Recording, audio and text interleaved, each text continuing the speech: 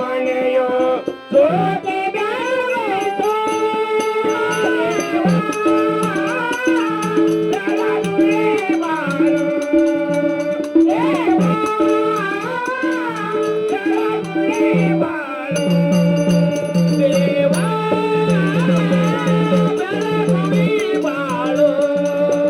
ದೇವಾ ಬೆಳಗುವೆ ಬಾಳು ದೇವಾ ಬೆಳಗುವೆ ಬಾಳು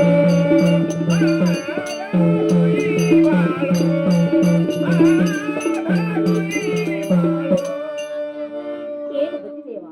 ನನ್ನ ಕರೆಸರು ನನ್ನ ಸ್ವಾಮಿ ಏನು ಭಗವತಿ ಏನು ಸ್ವಾಮಿ ಈ ಕೂಸನ್ನು ತೆಗೆದುಕೊಳ್ಳು ಏನು ಪತಿದೇವ ಈ ಕೂಸನು ಎಲ್ಲಿ ಪಡೆದುಕೊಂಡಿದ್ದೀರ ಸ್ವಾಮಿ ಏನು ಭಗವತಿ 24 ವರ್ಷ ತಪಸ್ಸನ್ನು ಮಾಡಿ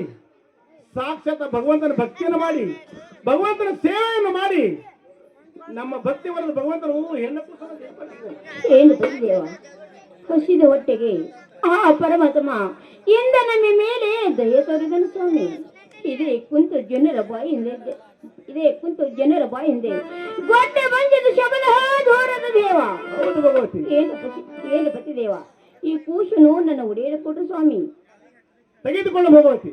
ಅವಳಿ ಪತಿ ದೇವ ಏನು ಭಗವತಿ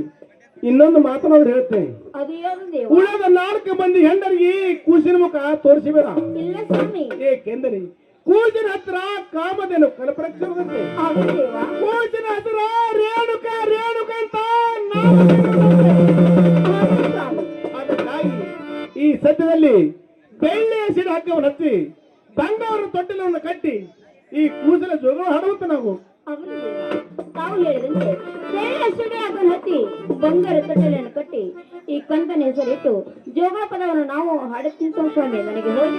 ನಿನಗೆ ದಯಮಾಡಿ ಭಗವತ್ ಹೋಗಿ ಬರೋಣ.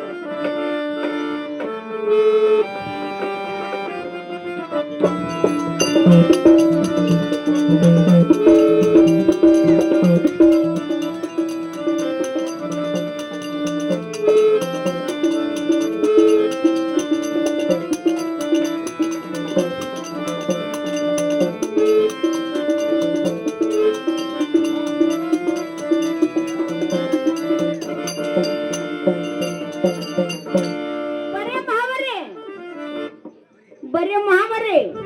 ಯಾಕೆ ಕರ್ದೇನು ಏನ ಮಾತಾಯಿ ನನ್ನ ಮನೆಯಲ್ಲಿ ತೊಟ್ಟಿಲ ಕಾರ್ಯಕ್ರಮ ಇರುತ್ತೆ ನೋಡ